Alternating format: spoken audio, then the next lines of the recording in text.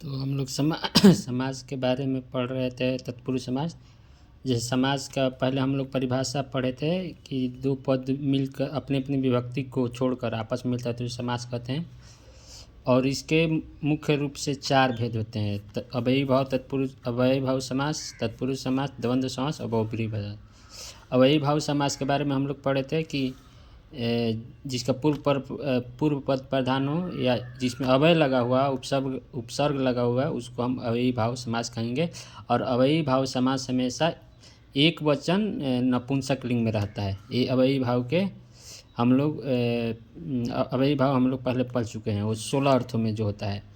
दूसरा हम लोग तत्पुरुष समास पढ़ रहे थे। तत्पुरुष समास के 9 भेद होता है, जिसमें विभक्ति के आधार पे 6 विभक्ति के आधार पर 6 होता है और विशेष अधिकरण के आधार पे 3 होता है। तो विभक्ति के आधार पर हम लोग पिछले क्लास में पंचमी विभक्ति तक पढ़ चुके थे। आज हम षष्ठी और सप्तमी विभक्ति को देखेंगे और उसके बाद विशेष के आधार पर देखेंगे कि उनके 3 भेद कौन कौन हैं। तो पहले हम षष्ठी और सप्तमी विभक्ति को समझ लेते हैं। तो षष्ठी तत्पुरुष समास कहता है जिस तत्पुरुष समास का प्रथम पद षष्ठी विभक्ति में हो और उसके साथ दूसरे पद का समास हो, यानी किसी दूसरे शब्द का पद का समास हो तो उसे षष्ठी विभक्ति, यानी एक तरफ इधर षष्ठी विभक्ति रहेगा, इधर कोई भी अर्थ रहेगा, तो इसको हम षष्ठी तत्पुरुष समास कहेंगे। जैसे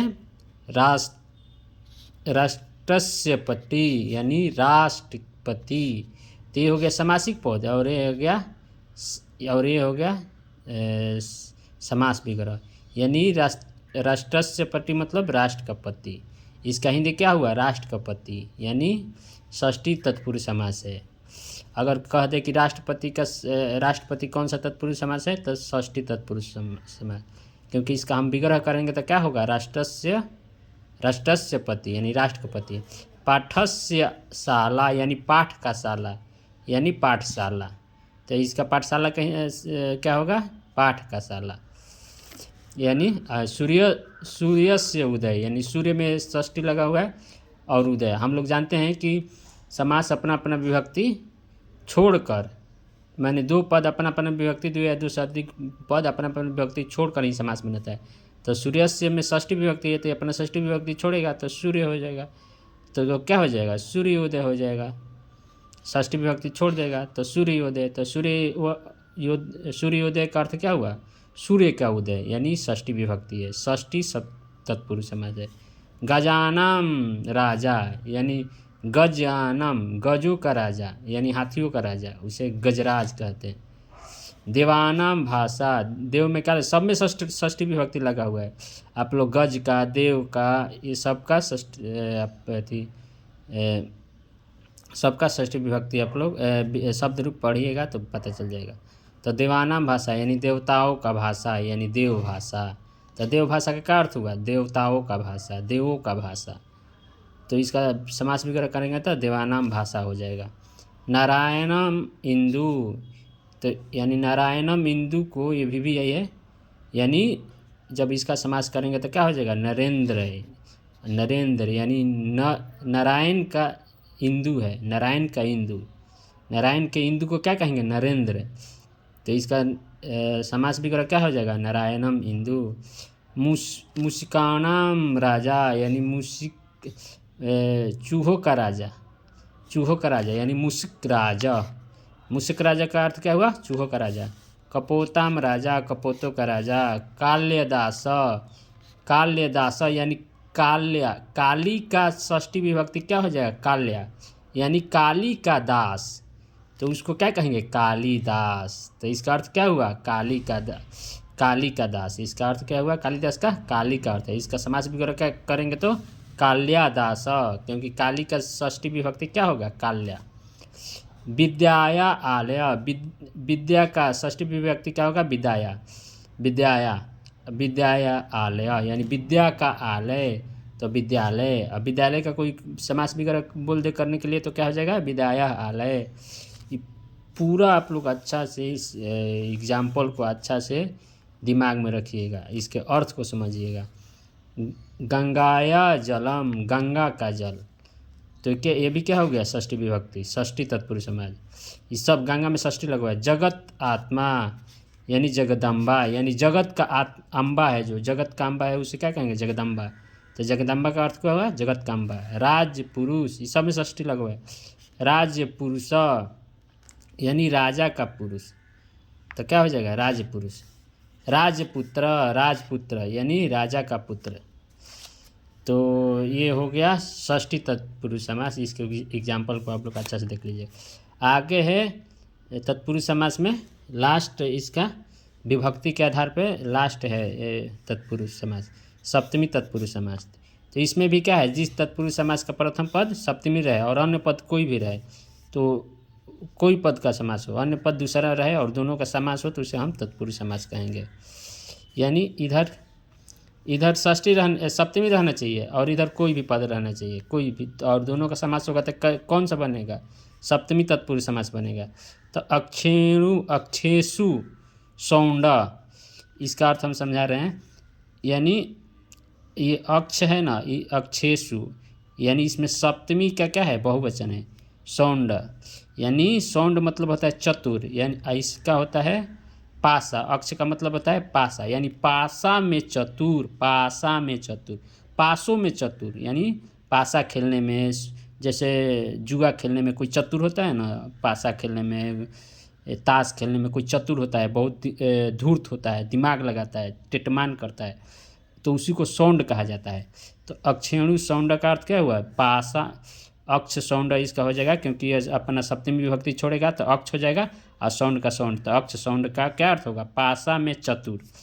काव्य, काव्य प्रवीण, काव्य का सप्तमी क्या होगा, काव्य। और प्रवीण यानी काव्य में प्रवीण, काव्य में मतलब काव्य में प्रवीण है, काव्य में कुशल है, यानी प्रवीण है। रणे पंडित, यानी रण मतलब क्या होता है, युद्ध के भूमि को रण कहते हैं, यानी जो रण में का पंडित है, यानी रण का ज्ञाता है, रण में का पंडित है, उसे क्या कहेंगे, रण पंडित। तो रण पंडित क्या होगा, रण में पंडित। शास्त्रेषु निपुण, शास्त्र का सप्तमी का बहुवचन क्या होगा, शास्त्रेषु, और निपुण यानी शास्त्रों में निपुण, इसका क्या अर्थ होगा, शास्त्रों में निपुण। तो क्या हो जाएगा, शास्त्र निपुण, क्योंकि अपना सप्तमी छोड़ेगा तो क्या हो जाए, बच जाएगा, शास्त्र बचेगा, और शास्त्र में निपुण जुड़े समास होगा, दोनों जुड़ेगा तो क्या हो जाएगा, शास्त्र निपुण। ऐसे ही क्या है, वाची पटु यानी वाक्य पटु। मंत्र सिद्ध, मंत्र सिद्ध है, मंत्र में भी, इसमें भी सप्तमी लगा हुआ है, यानी मंत्र में सिद्ध है, मंत्र में। आपते सूक्त, आपते मतलब धूप होता है, और सूक्त मतलब सूखा, यानी धूप में सूखा। स्थाल्य पक्व, स्थाली पक्व, यानी सब में क्या लगा है, सप्तमी विभक्ति लगा हुआ है, और इधर कोई भी पद रहेगा तो दोनों पद मिलकर क्या हो जाएगा, सप्तमी तत्पुरुष होगा। तो आप लोग इस सब का उदाहरण अच्छा से, इसका समास वगैरह भी अच्छा से रिवीजन कर लीजिएगा, और इसका अर्थ भी समझिएगा। शास्त्र में निपुण, रण में पंडित, काव्य में प्रवीण, पासों में चतुर, तो ये सब। अब ये समाप्त हो गया विभक्ति के आधार पर छो। इसमें द्वितीय से चालू हुआ था, द्वितीय तत्पुरुष समास। प्रथमा तत्पुरुष समास काहे नहीं होगा, मैं आगे बताऊंगा काहे नहीं। तो द्वितीय से लेके सप्तमी तक छो भेद समाप्त हुआ। आगे हम विशेष के आधार पर देखेंगे कौन कौन समास है। 3 गो समास है विशेष के आधार पर, उसका 3 भेद होता है। तो पहला इसमें कर्मधारय तत्पुरुष समास होगा, कर्मधारय तत्पुरुष समास। फिर है आगे है नए समास, ये सब है। तो पहले हम कर्मधारय तत्पुरुष समास को देखेंगे, किसके आधार पर, विशेष से अधिकरण। विशेष से अधिकरण के आधार पर हम सबसे पहले देखेंगे कर्मधारय तत्पुरुष समास। ये भी तत्पुरुष समास है, कर्मधारय अलग तत्पुरुष समास नहीं है, कर्मधारय अलग समास नहीं है, बल्कि तत्पुरुष समास का ही भेद है। किसके आधार पर, विशेष के आधार पर।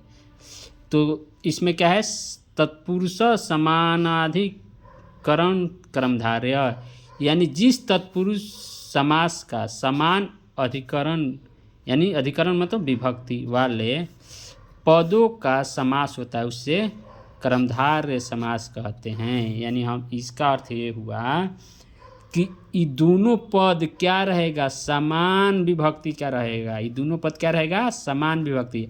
और वो कैसा विभक्ति, ये प्रथमा विभक्ति रहना चाहिए। ये दोनों क्या रहना चाहिए, प्रथमा विभक्ति समान। ये दोनों आपस में, ये भी कृष्ण भी प्रथमा विभक्ति है और सर्प भी प्रथमा विभक्ति है। तो यानी जिस तत्पुरुष समास का दोनों पद समान विभक्ति में रहो, या दो से अधिक पद यानी समान अधिकरण में हो, यानी समान विभक्ति में हो, और वो भी कैसा, प्रथमा विभक्ति में हो, अर्थात दोनों पद क्या हो, प्रथमा विभक्ति में हो, तो वो कैसा हो जाएगा, वो कौन सा समास हो जाएगा, कर्मधारय तत्पुरुष समास कहेंगे।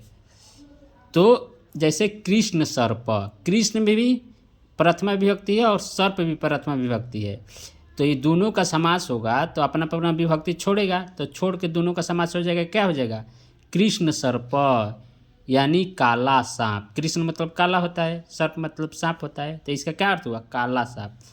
महान पुरुष, जैसे महा का हम जब हम चलाएंगे शब्द रूप तो उसका प्रथमा विभक्ति महान होता है, और पुरुष का चलाएंगे तो पुरुष होता है, तो महान पुरुष। तो और दोनों अपना अपना विभक्ति छोड़ेगा तो क्या हो जाएगा, महापुरुष, क्योंकि इसमें न हलंत हट जाएगा तब महा बच जाएगा, महा विभक्ति अपना छोड़ेगा तो महा बच जाएगा, पुरुष अपना विभक्ति छोड़ेगा तो पुरुष हो जाएगा, तो महापुरुष हो जाएगा, यानी महापुरुष। महान देव, तो यहाँ भी न हलंत हट जाएगा क्योंकि प्रथमा विभक्ति लगा हुआ है, तो विभक्ति अपना छोड़ेगा तब महा सिर्फ बचेगा, और देव तब महादेव क्या हो जाएगा, महादेव यानी महादेव। महान जन, तो यहाँ क्या हो जाएगा, महाजन, क्या हो जाएगा, महाजन, क्योंकि अपना अपना विभक्ति छोड़ेगा। ये दोनों पद प्रथमा विभक्ति में रहना ही चाहिए, तभी कर्मधारय तत्पुरुष समास कहलाएगा। यहाँ सत्यवेद, तो यानी क्या हो जाएगा, सत्यवेद यानी इसमें ये भी अपना विभक्ति छोड़ेगा, तो इस हो गया, ये क्या हो गया, कर्मधारय तत्पुरुष समास। अब इसका भी फॉर्मूला है, यानी कर्मधारय तत्पुरुष समास का भी सूत्र है। देखते हैं कौन कौन समास है, कौन कौन सूत्र है। तो इसमें पहला क्या है, विशेषम विशेष बहुलम, यानी जिस तत्पुरुष समास का, यानी जिस कर्मधारय तत्पुरुष समास का हम कहेंगे यहाँ, यानी जिस कर्मधारय तत्पुरुष समास में विशेषण और विशेष पदों का समान, विशेषण और विशेष पदों का समास होता है, तब उससे हम कर्मधारय, यानी उसे हम कर्मधारय तत्पुरुष समास कहेंगे। ठीक, यानी पहला नियम कह रहा है कि एगो पद क्या होना चाहिए, विशेषण, और एगो क्या होना चाहिए, विशेष्य। तो विशेषण कैसे कहेंगे, यानी जिसकी विशेषता बताए उसको विशेषण कहेंगे, यानी जो विशेषण विशेष और जिसकी विशेषता बताए उसको विशेष से कहेंगे। तो ये सभी विशेष है और ये सभी विशेषण है। जैसे नीलम क्या है, नीलम, लाल, हरा, ये सब क्या है, ये सब तो विशेषण ही है। और उसके बाद यानी जिसकी विशेषता बताया जाए वो विशेष है, यानी जिसमें विशेषण और विशेष, लेकिन दोनों विभक्ति समान रहना चाहिए, और वो भी प्रथमा विभक्ति रहना चाहिए। तो वो भी क्या हो जाएगा, वो क्या हो जाएगा, कर्मधारय तत्पुरुष समास। जैसे नीलम उत्पलम, यानी यहाँ म हलंत, ये नील का क्या हो जाएगा, प्रथमा विभक्ति म हलंत है, नीलम हो जाएगा प्रथमा विभक्ति। तो अगर इसको हम विभक्ति हटा देंगे तो क्या हो जाएगा, सिर्फ नील बचेगा।